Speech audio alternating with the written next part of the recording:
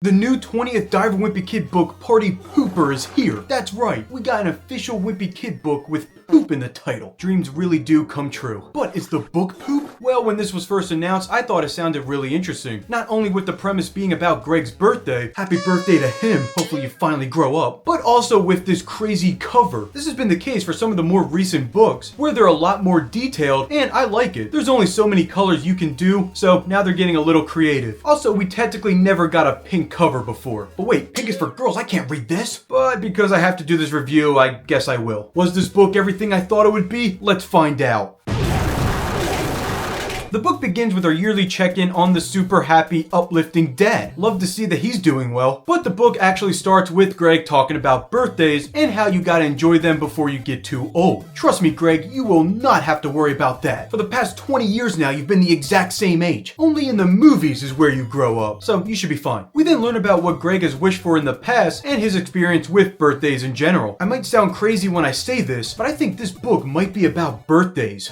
Or poop. Man, do I really hope there's poop in this book. Wait, what the heck? Why is there kids drinking beer? Anyways, we then get more of Greg's thoughts about birthdays, him having superpowers, like Spider-Man for some reason, and even birth itself, until finally getting to the main plot. It doesn't matter what it is, if any topic includes birthdays, it's getting thrown in this book. There's a pie baking contest happening at their church, but Greg believes because no one has talked about his birthday, then the pie contest has to be a surprise party for himself. Well, that sounds like a great idea. But turns out Greg has the worst family ever, and they actually forget his birthday. Roderick, how could you? I blame him. However, I am noticing that there's a lot of subplots in this book already. Like just in between Greg thinking he has a surprise party and him finding out it's not, there's almost 20 pages of extra stuff. However, it all does relate to birthdays at least, and some of it did make me laugh. Like here when Greg talked about answering the same questions every year from family members. These little moments are my favorite because they're relatable, whether you're a kid or even if you're older. But yeah, Greg's family has no idea somehow. And now the mom is going viral for forgetting. Serves her right. I have no sympathy for her. But to make it up to him, Greg gets to go shopping and finds out about this super rare card that's worth a ton of money, followed by a Pokemon Go reference. It's crazy to think that some of you watching this video might not even know what that app is. I actually hope that's not the case. I'm getting too old. But Greg sees his birthday as a way to get a bunch of these cards to hopefully find the super rare one.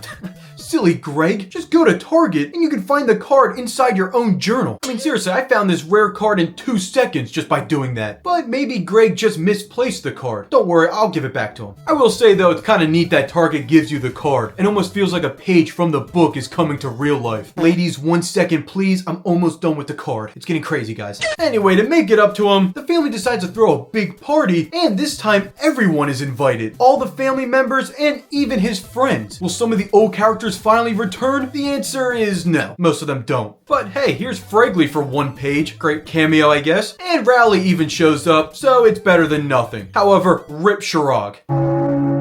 But with the party approaching, of course supplies have to be bought at a dying party store. I wonder if this is a reference to Party City. Since they closed up all their locations this year, it wouldn't surprise me if that's what he's talking about. But one of the items is a piñata with this image that has a hidden meme, or so we thought. The author Jeff Kinney did a live stream on TikTok showing him putting 6'7" in this kid's shirt and covering it with black. He said that would actually stay in the final book. I swear this is gonna stay in the book. But when the final version of the book was released, his shirt is now white. So either his shirt color changed or the meme sadly got removed. I don't know if I'll ever recover from this, guys.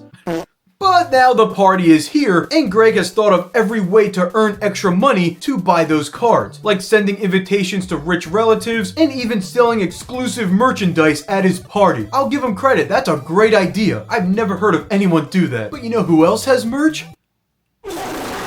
But now everyone has arrived. I don't really recognize any of these people, but Greg doesn't either, since practically the whole neighborhood was invited for this thing. I'm not kidding. The mom sent an invitation to literally everybody, so that's how you get all these wacky looking dudes. But of course, things start to go wrong. Kids are out of control, items are being stolen. This dude went to a middle schooler's party instead of his own wedding. Okay, that's gonna be a long-lasting marriage. And what killed the party for good was a deer getting in the backyard and destroying everything. Oh dear, what a tragedy.